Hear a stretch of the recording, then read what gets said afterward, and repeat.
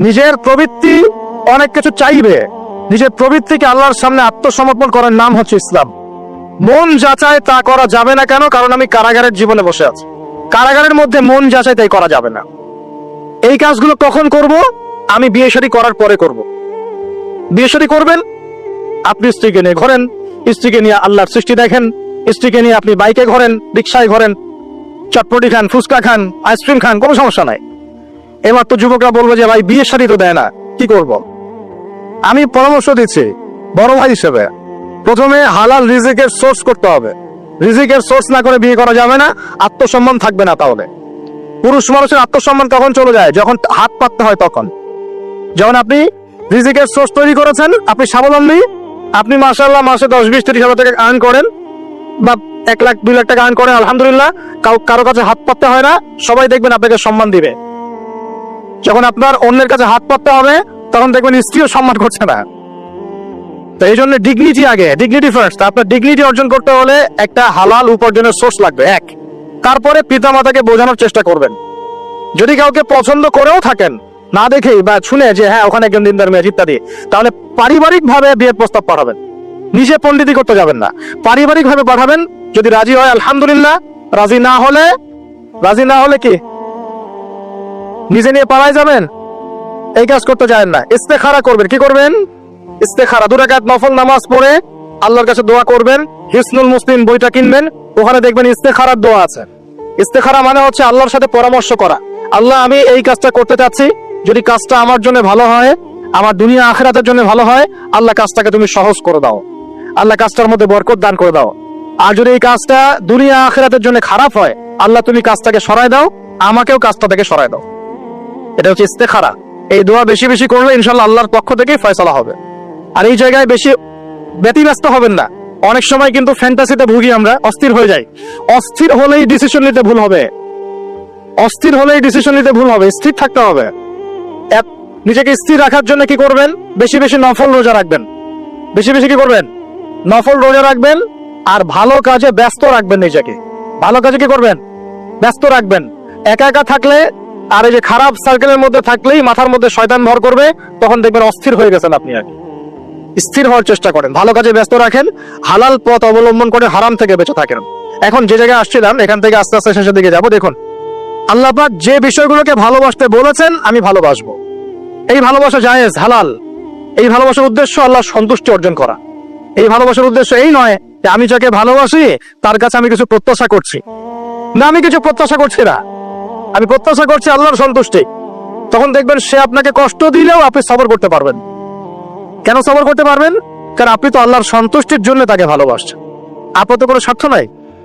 এখন আপনি দেখবেন রিল্যাক্স থাকতে পারবেন, সম্পর্ক টিকেও থাকবে, এবং আপনি ক্ষমা করতে পারবেন মানুষকে। যখন নিজের চাওয়াটাকে আপনি ইনফোর্স করতে চাইবেন, তখন কিন্তু আপনি এই সম্পর্ক নষ্ট করে ফেলতে পারেন, কারণ আপনি হক পাচ্ছেন না। সামনে আসেন।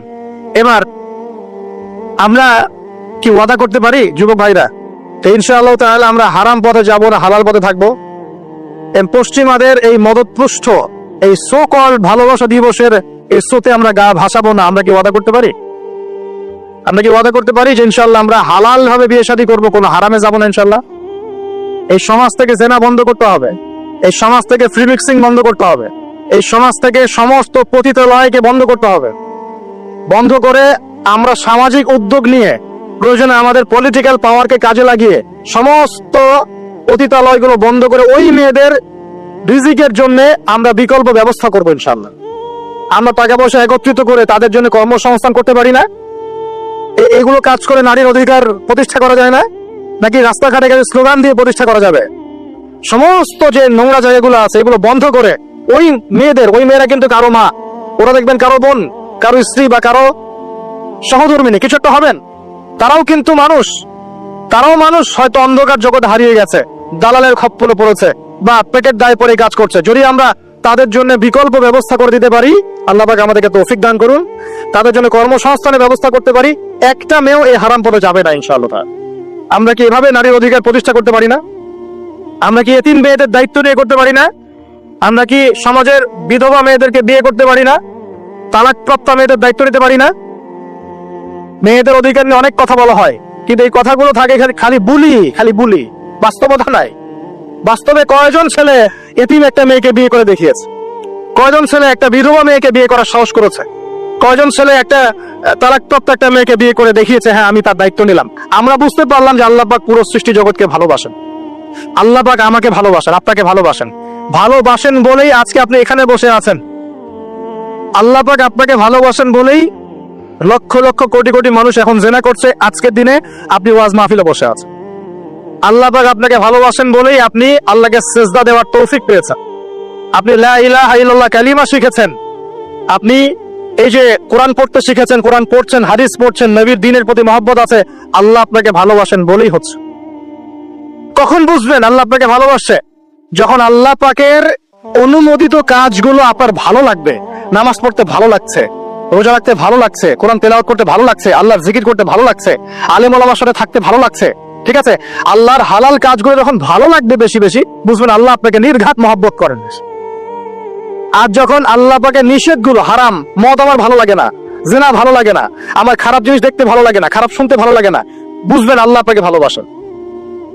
আর যখন দেখবেন খারাপের পিছনে আপনার ঝোঁক বেশি, দুর্নীতি করতে ভালো লাগে, সুদ খাইতে ভালো লাগে, ঘুষ খাইতে ভালো লাগে, কাউকে ঠকাইলে মনে হয় আমি স্মার্ট হয়ে গেলাম, হ্যাঁ, মানুষের টাকা আত্মসাৎ করতে ভালো লাগে, নামাজ না পড়ে ঘুম দিতে ভালো লাগে, ঠিক আছে, রমজান মাসে বিড়ি টানতে ভালো লাগে, ঠিক আছে, মেয়ের সাথে যে টাঙ্কি মারতে ভালো লাগে, তখন বুঝবেন যে আল্লাহ আপনাকে এখনো ভালোবাসেন বা আপনি আল্লাহর ভালোবাসা পাওয়ার যোগ্যতা হারিয়ে ফেলেছেন। আল্লাহ পাক আমাদেরকে বোঝার তৌফিক দান করা। এখন আসি, আল্লাহ পাক এবং তার রাসূল আমাদেরকে এমন কি কি কাজ বলেছেন যেই কাজগুলো করলে আমরা সরাসরি আল্লাহর ভালোবাসা পাবো ইনশাআল্লাহ। জানার দরকার আছে কি নাই? আমি অল্প কয়েকটা কাজ বলে শেষ করছি। এক নাম্বার, আল্লাহ এবং তার রাসূল আমাদেরকে জানিয়েছেন আমরা যদি তাওহীদের উপর থাকতে পারি, একত্ববাদ, লা ইলাহা ইল্লাল্লাহ, আল্লাহর ভালোবাসা পাবো ইনশাআল্লাহ। যে ব্যক্তি শিরকের পাপে লিপ্ত আছে সে আল্লাহর ভালোবাসা পাবে না যতক্ষণ না সে তওবা করে ফিরে আসছে। অতএব আল্লাহর ভালোবাসা পাওয়ার জন্য এক নাম্বার কাজ কি ভাই? আল্লাহর তাওহীদের কালিমা লা ইলাহা ইল্লাল্লাহ এর উপর থাকা, শিরক বাদ দেওয়া। শিরক সম্পর্কে জানার জন্য একটা বই পড়েন, কিতাবুত তাওহীদ। কি নাম বললাম? কিতাবুত তাওহীদ। একটাই পড়েন, দেখবেন ইনশাআল্লাহ শিরক কাকে বলে, কত প্রকার, কি কোন কোন কাজ করলে শিরক হয় সব জানতে পারবেন ইনশাআল্লাহ। এই বইটা একটু কঠিন, এই বইটার ব্যাখ্যা বের হয়েছে, ব্যাখ্যা যুক্ত বই কিনবেন এবং যেগুলো বুঝবেন না ওলামায়ে কেরামকে জিজ্ঞাসা করবেন, কারণ সবগুলো কিন্তু বুঝতে পারবেন। এক নাম্বার। দুই, নবী সাল্লাল্লাহু আলাইহি ওয়াসাল্লামের অনুসরণ করলে আল্লাহ আমাদেরকে ভালোবাসবেন। দলিল, আল্লাহ পাক সূরা আলী ইমরানের মধ্যে বলছেন 31 নম্বর আয়াতে আল্লাহ বলছেন, কুল, হে নবী আপনি বলে দিন, ইন কুনতুম তুহিব্বুনাল্লাহ, তোমরা যদি, হে আদম সন্তান, এই উম্মতে মুহাম্মাদী, তোমরা যদি আল্লাহর ভালোবাসা পেতে চাও, ফাত্তাবিউনি, তোমরা আমাকে অনুসরণ করো। কাকে? আমাকে বলতে কাকে? রাসূলুল্লাহ সাল্লাল্লাহু আলাইহি ওয়াসাল্লামকে। তাহলে কি হবে? ইউহিব্বুকুমুল্লাহ, আল্লাহ পাকও তোমাদেরকে ভালোবাসবেন। বলে সুবহানাল্লাহ, আল্লাহ আমাকে ভালোবাসবেন ইনশাআল্লাহ। আর কি? ইয়াগফির লাকুম যুনুবাকুম, আল্লাহ পাক তোমাদের সমস্ত গুনাহ মাফ করে দিবেন। আল্লাহু গফুরুর রহিম, আল্লাহ পাক পরম করুণাময়, অসীম দয়ালু। তার মানে আল্লাহকে পাওয়ার, আল্লাহর ভালোবাসা পাওয়ার দুই নাম্বার কি মাধ্যম? নবী সাল্লাল্লাহু আলাইহি ওয়াসাল্লামের সুন্নাত অনুযায়ী জীবন গড়া। ভাই শুরু করব কোত্থেকে? শুরু করবেন চেহারা থেকে। কোত্থেকে? চেহারায় দাড়ি ছেড়ে দিব ইনশাআল্লাহ, রাজি আছি তো? গোফ ছোট করে ফেলবো ইনশাআল্লাহ, রাজি আছি তো ইনশাআল্লাহ? চেহারায় সেজদার দাগ থাকবে ইনশাআল্লাহ, তার মানে নামাজি হতে হবে, ঠিক আছে? পোশাক পরিচ্ছদ হবে রাসূলুল্লাহ সাল্লাল্লাহু আলাইহি ওয়াসাল্লামের মতো, ঝিলে ঢালা মুত্তাকিদের পোশাক। চুল হবে কার মতো? মেসি নেইমারের মতো নাকি রাসূলুল্লাহ সাল্লাল্লাহু আলাইহি ওয়াসাল্লামের মতো? আমার নবী এইভাবে ওযু করতেন, এইভাবে করব। আমার নবী এইভাবে ইস্তেনজা করতেন, পেশাব পায়খানা করতেন, ওইভাবে করব। এই যে এখনকার ইংলিশ টয়লেট, এই ইংলিশ টয়লেটে বসে নবীর মতো ইস্তেনজা করা যায় না। যাবে? ওলামায়ে কেরামকে জিজ্ঞাসা করেন, নবী সাল্লাল্লাহু আলাইহি ওয়াসাল্লাম বাম পায়ে ভর দিয়ে ইস্তেনজা করতেন। কোন পায়ে? এখন বসেন ইংলিশের উপরে, বাম পায়ে কেমনে বসবেন? সম্ভব? ওই যে আমি বলি, এটা মজা করে বলি, কষ্ট থেকেও বলি, একদম বৈশ্বিক পলিটিক্যাল সিস্টেম থেকে শুরু করে বাথরুমের টয়লেট পর্যন্ত সবকিছুই চলছে পশ্চিম আদর্শ। এখন সবকিছু, এভরিথিং, একদম বাথরুমের কমোড পর্যন্ত। এখন তো কমোডও উঠাই দিয়েছে, এখন সামনে একটা বালতি রেখে দেয় গামলার মতো, এখানেই পেশাব করতে হবে। দেখেন নাই মনে আপনারা? দেখবেন অচিরে এগুলো আসতেছে সামনে, দাঁড়ায় বসার কোনো সুযোগ নাই। আর সবগুলো মাপ সমান। আর কারো হাইট যদি 6 ফুট, কারো 5 ফুট হয়, তখন কি হবে? অ্যাডজাস্ট করতে হবে ধরে ধরে, তখন নাকি? যুবকরা বুঝতে পারছে, তখন কাউকে লম্বা হতে হবে, কাউকে খাটো হতে হবে, মাপ তো সমান। আর সবার মাপ যদি সমান না হয় এখন কি হবে? হ্যাঁ, আল্লাহ পাক বোঝার তৌফিক দান করুন। এগুলো শয়তানি না বলেন? শয়তানি না বলেন? বসে ইস্তেঞ্জা করতে হয় না? বসে ইস্তেঞ্জা না, এই পেশাবে ছিটা ফোটার কারণে কবরে আযাব হয় না? আপনারা হাদিসে জানেন না, নবীজি একটা কবরের পাশ দিয়ে যাচ্ছেন, তিনি থেমে গেলেন, থেমে গিয়ে বলছেন এই কবর দুটোতে আযাব হচ্ছে। কি হচ্ছে? কবরের আযাব। তিনি জানলেন কেমন করে? আল্লাহ পাক তাকে জানিয়েছেন, আল্লাহ পাক তাকে খবর দিয়েছেন এই কবর দুটো কি হচ্ছে? আযাব। নবীজি বলছেন এই কবর দুটোতে বড় কোনো পাপের কারণে আযাব হচ্ছে না। সাহাবীরা বলছেন তাহলে কি কারণে হচ্ছে ইয়া রাসূলুল্লাহ? তিনি বলছেন একজন পেশাব পায়খানা করে, পেশাব করে, স্পেশালি পেশাব করে এই ছিটা ফোটা থেকে সে সতর্ক থাকতো না। পেশাব করে ওই যে বলেন আমাদের ছেলেরা প্যান্ট খারাপ ভাই, নামাজে যেতে পারবো না, নামাজে ডাকলে বলে ভাই প্যান্ট নষ্ট। তোমরা ভালো করে হাদিসে শোনো, এই ব্যক্তি বড় কোনো পাপ করে নাই, সে পেশাব করার পরে পবিত্র হতো না, মানে ছিটা ফোটা থেকে সাবধান থাকতো না, এই কারণে কবরে আযাব দেওয়া হচ্ছে, বলে নাউজুবিল্লাহ।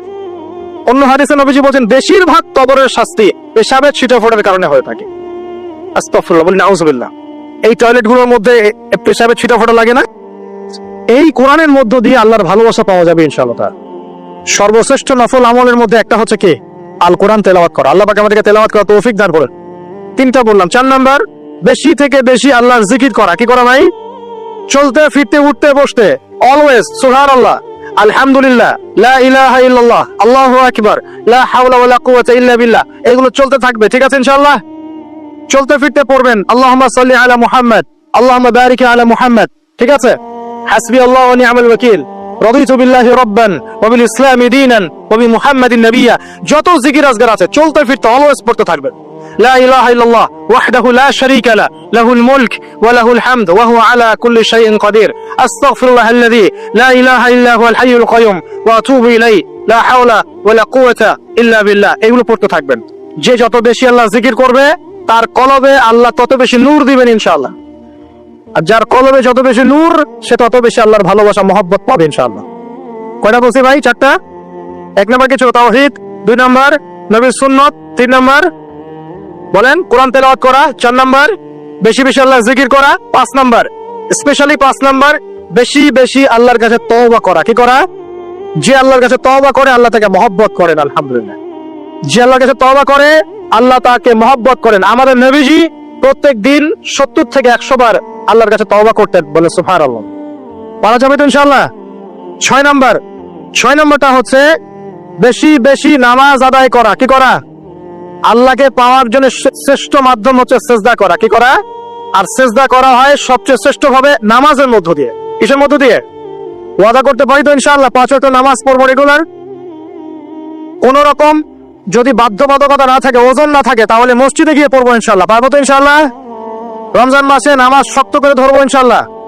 ঈদের পর ছেড়ে দিব ইনশাআল্লাহ। ঈদের পর ছেড়ে দিব কি? ঈদের পরেও ধরে রাখতে হবে ইনশাআল্লাহ তাআলা। আমাদের সমাজে মাশাআল্লাহ রমজান মাসে সবাই পাক্কা মুসল্লি হয়ে যায়, তাই না? কারণ শিকল দিয়ে বাঁধা থাকে শয়তান, শয়তানও মুক্ত হয়। ঈদের দিন ঢাকঢোল ধুম ধারাক্কা গান বাজা শুরু হয়, তাই না? আল্লাহর ওয়াস্তে রমজানের শিক্ষাগুলো ধরে রাখবো ইনশাআল্লাহ তাআলা। আমরা সবাই 5 ওয়াক্ত নামাজ আদায় করবো ইনশাআল্লাহ রমজান মাসে। আর দৈনিক কমপক্ষে 12 রাকাত নফল নামাজ পড়বেন, সুন্নত বা নফল 12 রাকাত কমপক্ষে। কিরকম 12 রাকাত? ফজরের নামাজের আগে 2, জোহরের আগে 4, পরে 2, ঠিক আছে? 6 আর 2 8 হলো। মাগরিবের পরে 2, এশার পরে 2। এই 12 রাকাত নামাজ যে দিনের বেলা পড়ে, মানে একদিনে 24 ঘন্টায় পড়ে, আল্লাহ পাক তার জন্য জান্নাতে একটা করে ঘর নির্মাণ করেন। এর জানতেন? দৈনিক 12 রাকাত সুন্নত বা নফল পড়লে আল্লাহর কাছে একটা করে জান্নাতে ঘর পাওয়া যাবে ইনশাআল্লাহ। আর জান্নাত উর্বর জায়গা। আপনি যদি চান আপনার জায়গায় বেশি বেশি গাছ লাগাতে, খালি পড়বেন সুবহানাল্লাহিল আযীম ওয়া বিহামদিহি, সুবহানাল্লাহিল আযীম ওয়া বিহামদিহি। একটা একটা করে খেজুর গাছ জন্মাবে ইনশাআল্লাহ তাআলা। বলবেন সুবহানাল্লাহি ওয়া বিহামদিহি, সুবহানাল্লাহিল আযীম। আর বলবেন সুবহানাল্লাহিল আযীমি ওয়া বিহামদিহি। জান্নাতে গাছ রোপণ হবে ইনশাআল্লাহ তাআলা। এটা গেল 6 নাম্বার, নামাজ বেশি বেশি পড়া। 7 নাম্বার, জি বলছি, 7 নাম্বারটা হচ্ছে, আমি আর 4টা বলে শেষ করছি। 7 নাম্বারটা হচ্ছে যে সৃষ্টির সেবা করা। কি করা ভাই? একটা হাদিস আছে যে ইরহামু মান ফিল আরদ ইয়ারহামুকুম মান ফিস সামা। তোমরা জমিনবাসীর প্রতি রহম করো, আসমানবাসী তোমাদের উপর রহম করবে ইনশাআল্লাহ। আল্লাহর ভালোবাসা পাওয়ার অন্যতম মাধ্যম হচ্ছে জমিনবাসীর প্রতি রহম করেন। মুসলিম অমুসলিম সবাই মানুষ কিনা? যারা আমাদের সাথে যুদ্ধে লিপ্ত নাই তারা তো আমাদের ভাই নাকি? যারা যুদ্ধে লিপ্ত আছে এরা শত্রু হতে পারে, যারা যুদ্ধে লিপ্ত নাই তারা তো আমাদের ভাইরাকে, তাদের বিপদ আমাদের পাশে দাঁড়াবো না?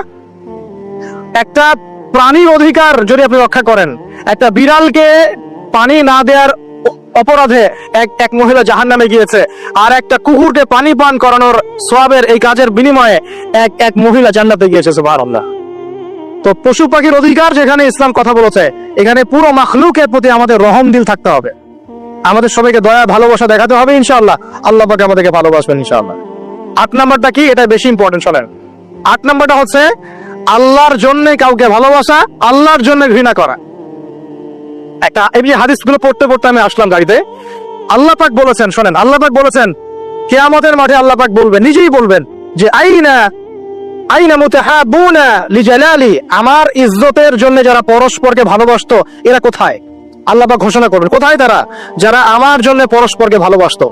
আল্লাহ বলবেন আলিয়াও মাছকে আজিল্লুহুম, আমি ওদেরকে ছায়া দিব, ফি জিল্লি, আমার আরশের ছায়ায়। বলেন সুবহানাল্লাহ। ইয়াউমা লা জিল্লা ইল্লা জিল্লি, যেদিন আমার এই আরশের ছায়া ছাড়া অন্য কোনো ছায়া থাকবে না। মানে কিয়ামতের মাঠে আল্লাহর আরশের ছায়ায় ছায়া পাবে কারা? যারা পরস্পরকে আল্লাহর জন্য ভালোবাসতো। আলহামদুলিল্লাহ। এই যে আমরা এখানে আছি, আমরা কি একে অপরকে আল্লাহর জন্য ভালোবাসি না? আমি কি আপনাদেরকে চিনি? আপনারা কি আমাকে চিনেন? এই যে আপনারা আলেম ওলামাদেরকে ভালোবাসেন, ইসলামকে ভালোবাসেন, কিসের জন্য বাসেন? আল্লাহর জন্য। এই আল্লাহর জন্য যারা পরস্পরকে মহব্বত করে, আল্লাহ পাক তাদেরকে আরশের ছায়া ছায়া দিবেন ইনশাআল্লাহ। আরো একটা নেকি আছে, বলবো? শোনেন, আরেকটা হাদিসে আসছে কিয়ামতের মাঠে স্পেশাল কিছু মিম্বর থাকবে। মিম্বর চিনেন? যেখানে দাঁড়ায় ইমাম সাহেব খুতবা দেয়, এরকম মিম্বর থাকবে। এই মিম্বর গুলো হবে নূরের মিম্বর। কিসের নূর? মানে কি? আলো, আলো, আলো, নূরের মিম্বর থাকবে। ওই কিয়ামতের মাঠে কি আলো থাকবে? এমনিতে মাঠটা তো অন্ধকার। ওই অন্ধকার মাঠে নূরের মিম্বর আল্লাহ পাক দিবেন কাদেরকে? যারা পরস্পরকে এই আল্লাহর জন্য মহব্বত করত। আর নবীগণ, শহীদগণ তাদের দিকে তাকায় থাকবে, তাকায় নবীগণ শহীদগণ পর্যন্ত এই মানুষগুলোকে দেখে ঈর্ষা করবে, কাশ আমরা যদি এমন হতে পারতাম। চিন্তা করেন, আল্লাহর জন্য পরস্পর মহব্বতকারীদেরকে আল্লাহ পাক এমন সম্মান দিবেন যেটা দেখে নবীগণ পর্যন্ত ঈর্ষা করতে থাকে। তাহলে আমরা কি আল্লাহর জন্য পরস্পরকে মহব্বত করতে পারি কিনা? এটা হলো 8। 9 নাম্বার, আল্লাহর জন্যই ঘৃণা করতে হবে। আল্লাহর জন্য ঘৃণা কেমন? যেমন কেউ ইসলামকে পছন্দ করে না, কটূক্তি করে, ইসলামের এইটা ভালো না ওইটা ভালো না, ইসলামের সাথে দুশ্মনী করে ভিতর থেকে বাইরে থেকে, আপনি ওদেরকে ভালোবাসতে পারবেন না। যদি আল্লাহর দুশ্মনদের সাথে আপনার ভালোবাসা থাকে, তাহলে আপনি আল্লাহর দুশ্মনের কাতারে অন্তর্ভুক্ত হয়ে যাবেন। এখন বলেন দেখি, সারা বিশ্বে ইসলামের দুশ্মন কারা? বলেন। গায়রিল মাগদুবি আলাইহিম ওয়ালাদ-দাল্লিন, মাগদুব কারা, দল্লিন কারা? এটা তো অনেকেই জানে না। সাহাবীরা বলছেন, ইয়া রাসূলুল্লাহ, এখানে যে আমরা বলছি গায়রিল মাগদুবি আলাইহিম ওয়ালাদ-দাল্লিন, আল্লাহ আমাদেরকে মাগদুবদের থেকে বাঁচাও, দল্লিনদের থেকে বাঁচাও। মাগদুব আর দল্লিন কারা ইয়া রাসূলুল্লাহ? নবীজি বলছেন, আল মাগদুব, মাগদুব হচ্ছে হুমুল ইহুদি, ইহুদিরা হচ্ছে মাগদুব, যাদের উপর আল্লাহর গজব পড়েছে। আর দল্লিন হুমুন নাসারা, নাসারারা হচ্ছে দল্লিন, কারণ তারা আল্লাহ পাকের সন্তান সাব্যস্ত করেছে। ঈসা আলাইহিস সালামকে আল্লাহ সন্তান বলেছে, বলেন নাউজুবিল্লাহ। এখন সারা বিশ্বে এরা মুসলিমদের সাথে দুশ্মনী করছে না? আমরা যদি ব্যক্তিগতভাবে, সামাজিকভাবে বা পলিটিক্যালি ওদের সাথে বন্ধুত্ব করে চলি, আমরা কি আল্লাহ দুশ্মনদের সাথে শরীক হলাম না? খুব খেয়াল রাখতে হবে। আল্লাহর জন্য ভালোবাসা, আল্লাহর জন্য দুশ্মনী। আল্লাহ পাক আমাদেরকে বোঝার তৌফিক দান করুন। এবং সবশেষ যেটা 10 নাম্বার, সেটা হলো আল্লাহওয়ালা মানুষ যারা, সেই মানুষদের সাথে মহব্বত রাখলে আল্লাহ আপনাকে ভালোবাসবেন ইনশাআল্লাহ। আল্লাহওয়ালা মানুষদের সাথে মহব্বত রাখতে চান, নাকি আপনার এই জেনাকারী গার্লফ্রেন্ডের সাথে আপনি মহব্বত রাখতে চান? এই প্রজন্মের দায়িত্ব কিন্তু আপনার হাতে। এই প্রজন্মের দায়িত্ব কার হাতে বলেন? এই শহরের দায়িত্ব কার হাতে? শুধু কি আলেম ওলামার হাতে? শুধু কি প্রশাসনের হাতে? এই শহরকে আপনি পাপমুক্ত করবেন কিভাবে? আপনাদের আমাদের কোনো ভূমিকা নাই? কি যে হচ্ছে কল্পনা করতে পারছেন না। একটা চিত্র দেখছেন না, লাখ লাখ ছেলে দাঁড়িয়ে একটা পর্দার সামনে দাঁড়িয়ে আছে, গোল কখন হবে এই জন্য। দেখছেন না, মিডিয়া এগুলো প্রমোট করছে না? ভাবখানে এমন যে কত সুখে আছি আমরা, তাই না? কি সুখ আমাদের। খেলা হচ্ছে, আমরা গোল গোল চিল্লাচ্ছি, খেলছে কোন টিম, সেই টিম আমাকেও চিনে না, আমার দেশের নামও জানে কিনা আল্লাহু আলাম। আমরা নাচানাচি করছি, মাশাআল্লাহ। আমরা মারামারি করছি, কেউ মার্ডার হচ্ছে, কেউ আবার শোকে স্ট্রোক করে মারা যাচ্ছে, তাই হচ্ছে না? এমন কেন জাতিগতভাবে? আমরা এমন কেন হলাম জাতিগতভাবে? আমাদের কোনো ব্যক্তিত্ব নাই, আমাদের কোনো গায়রত নাই। আমাদের তো যুদ্ধের হিস্ট্রি আছে, আমাদের বীরত্বের হিস্ট্রি আছে, আমাদের ভাষা আন্দোলন হিস্ট্রি আছে। দেশের কনসেপ্ট বাদ দিয়ে ইসলামের কনসেপ্ট যদি বলেন, আমরা তো তারেক বিন জিয়াদের উত্তরসূরি, বিন কাসিমের উত্তরসূরি, খালিদ বিন ওয়ালিদ, উমর ইবনে খাত্তাবের উত্তরসূরি। আমাদের কোনো গায়রত নাই? পশ্চিমারা একটা কিছু লঞ্চ করবে, সবাই নাচানাচি করবে, আমরা সেখানে গা ভাসিয়ে দিব। কিছু কিছু মুসলিম কান্ট্রি ওগুলোতে জয়েন হবে, আমরা মনে করবো এটা হালাল হয়ে গেল। অনলাইনে দেখলাম একজন লিখেছেন, আরেকজন বক্তব্য দিচ্ছেন, রাসূলুল্লাহ সাল্লাল্লাহু আলাইহি ওয়াসাল্লামও তো নাকি তার স্ত্রীর সাথে খেলাধুলা করেছেন। রাসূল সাল্লাল্লাহু আলাইহি ওয়াসাল্লাম তার স্ত্রীর সাথে দৌড় প্রতিযোগিতা করেছেন রাতের অন্ধকারে। মসজিদ নববীর মধ্যে ঈদের দিন উৎসব পালন করা হয়েছে নববীর মধ্যেই। এটার সাথে আপনি ফিফার দলিল টানছেন? এটা দিয়ে আপনি ফিফাকে জায়েজ করতেছেন? এখানে তো জুয়া হচ্ছে। একটা মুসলিম কান্ট্রি কাতার যা অ্যারেঞ্জ করেছে, এই অ্যারেঞ্জমেন্টটা অন্য আগের সব অ্যারেঞ্জমেন্ট হচ্ছে বেটার, কারণ সে তার মধ্য দিয়ে ইসলামের প্রচার করার চেষ্টা করেছে, সে তার জায়গা থেকে চেষ্টা করেছে। কিন্তু মন্দের ভালো, এর চেয়ে ভালো কিছু করা সম্ভব ছিল না এখানে। সে যতদূর পর্যন্ত পেরেছে ট্রাই করেছে, এবং সে কিন্তু ছোট রাষ্ট্র হলেও অনেক বড় বড় ওয়ার্ল্ড অ্যাফেয়ার্স এর বিষয়ে সে মাথা ঘামায়। আমাদের ঢাকার সমান আয়তন হবে কিনা সন্দেহ আছে, ঢাকা বিভাগের সমান হয়তো আয়তন হবে। সে ওয়ার্ল্ডের বড় বড় জিওপলিটিক্যাল বিষয়ে সে মাথা ঢুকায় এখন। হ্যাঁ, সে তার সর্বোচ্চ চেষ্টা করেছে, কিন্তু এর মধ্য দিয়ে যে সারা বিশ্বে কোটি কোটি যুবক তাদের হায়াত নষ্ট করছে, তাদের যৌবন নষ্ট করছে, তাদের রাতের ঘুম ইবাদত নষ্ট করছে, হ্যাঁ, আপসে দ্বন্দ্বে লিপ্ত হচ্ছে, বিধর্মীদের কালচার ফলো করছে, ওদের ফ্ল্যাগ টাঙাচ্ছে। আমার দেশের মধ্যে, স্বাধীন সার্বভৌম রাষ্ট্রের মধ্যে অন্য একটা রাষ্ট্রের পতাকা তুলবো কেন? আমার গায়রত নাই? ওরা কি তাদের দেশে আমার পতাকা তোলে কিনা? আমাদের ব্যক্তিত্ব কোথায় চলে গেল? এগুলোকে আমরা টেকনিক্যালি আবার মিডিয়া দিয়ে জায়েজ করার চেষ্টা করছি, যে নবী সাল্লাল্লাহু আলাইহি ওয়াসাল্লাম তো দৌড় প্রতিযোগিতা করেছেন, হ্যাঁ, তারপরে মসজিদ নববীর মধ্যেও তো এরকম খেলাধুলা হয়েছে। এগুলো ছিল চিত্ত বিনোদনমূলক। যদি আমি একা একা সকালবেলা উঠে ফজরের নামাজের পরে এই মাঠটাকে 10 রাউন্ড দেই, এটা আমার জায়েজ না? জায়েজ, জায়েজ। এই খেলাকে কেন্দ্র করে তো জুয়ার আসর বসাতে পারবেন না, এটাকে কেন্দ্র করে তো সমকামিতা প্রমোট করতে পারবেন না, এটাকে কেন্দ্র করে আপনি lakh lakh billion billion dollar খরচ করতে পারবেন না তো। অথচ আপনার পাশেই প্রতিবেশী রাষ্ট্র ইয়েমেন না খেয়ে মারা যায়, আমাদের পাশেই মিডল ইস্টের পাশেই প্রতিবেশী রাষ্ট্র সিরিয়া না খেয়ে শিশুরা মারা যাচ্ছে। প্রতিবেশী না খেয়ে থাকে, আমি পেট ভরে খাই, আমি মুমিন নাকি? প্রতিবেশী না খেয়ে থাকে আর আমি পেট ভরে খাই, আমি কি মুমিন নাকি? আর সারা বিশ্ব এই দিকে মানুষকে ফোকাস করে রেখেছে, বিশ্বের একটা অংশ এই দিকে ফোকাস করে রেখে তাদের এজেন্ডাগুলো ঠিকই বাস্তবায়ন করছে না। রমজান মাস আসে, দেখবেন রমজান মাস যখনই আসে দেখবেন যে নির্যাতন বেড়ে যায় উম্মার উপর। যে সময়ে উম্মার ইকোনমিক অবস্থা ভালো না, সামরিক অবস্থায় তাদের মুখোপেক্ষী হয়ে থাকতে হচ্ছে, যে সময় আমাদের ভিতরে পলিটিক্যাল বিরোধগুলো দেখা দিচ্ছে, আমরা ইউনাইটেড হতে পারছি না, যে সময় যুব সমাজরা মাদকে আসক্ত হয়ে আছে, পর্নোগ্রাফিতে আসক্ত হয়ে আছে, দিনের ইলম কালাম অর্জন করছে না, নামাজ ঠিক মতো পড়ছে না, কুরআন তেলাওয়াত করা শিখছে না, যে সময়ে ইভেন আলেম ওলামাদের মধ্যে ঐক্য দেখা যাচ্ছে না, যে সময়ের মধ্যে আমরা পরিবারগুলোর ভাঙন দেখতে পাচ্ছি, আমাদের পরবর্তী প্রজন্ম কোন পরিবেশে বড় হবে সেই নিশ্চয়তা দিতে পারি না, যে পরিবেশে একটা 5 বছরের ছোট্ট বাচ্চা আয়াতকে কেটে টুকরা টুকরা করে ফেলা হয়, এখানে আমরা বসে বসে রং তামাশা দেখতেছি টিভির সামনে বসে। এই সমাজটা পরিবর্তনের দায়িত্ব আমাদের কারো ঘাড়েই নাই? শুধু কি পলিটিশিয়ানদের দায়িত্ব? শুধু কি প্রশাসনেরই দায়িত্ব? আমাদের সবাইকে নাকে তেল দিয়ে ঘুমানোর জন্য পৃথিবীতে আসছে? এই যুব সমাজ তো জানেই না, বোঝেই না ওদেরকে কি কারণে এই পৃথিবীতে পাঠানো হয়েছে। সে যে মুসলিম, তার যে দায়িত্ব কর্তব্য আছে, আল্লাহ পাক যে তাকে সৃষ্টি করেছেন তার ইবাদত করার জন্য এবং আল্লাহর জমিনে দিনটার প্রচার প্রসার ঘটানোর জন্য, তার কোনো ফিকির আছে? একটা পর্দার সামনে দাঁড়িয়ে সে আধা ঘন্টা, 1 ঘন্টা, 1.5 ঘন্টা সময় নষ্ট করে ফেললো, তার ফিজিক্যাল কোনো উপকারও কিন্তু নাই, আছে? কি অবস্থা, মানে মিডিয়া যে কি প্রমোটটা করতেছে, মেয়েদেরকে ফেসবুকে ঢুকলে মেয়েদেরকে দেখবেন যে মেসি মেসি করে পাগল হয়ে বলছে আর্জেন্টিনার পতাকা গায়ে দিয়ে, যে আপনি মেসিকে পেলে কি করতেন? এক মেয়ে বলছে আমি কিস করতাম। তোর জামাই হয়তো, হ্যাঁ, ওর জামাই না?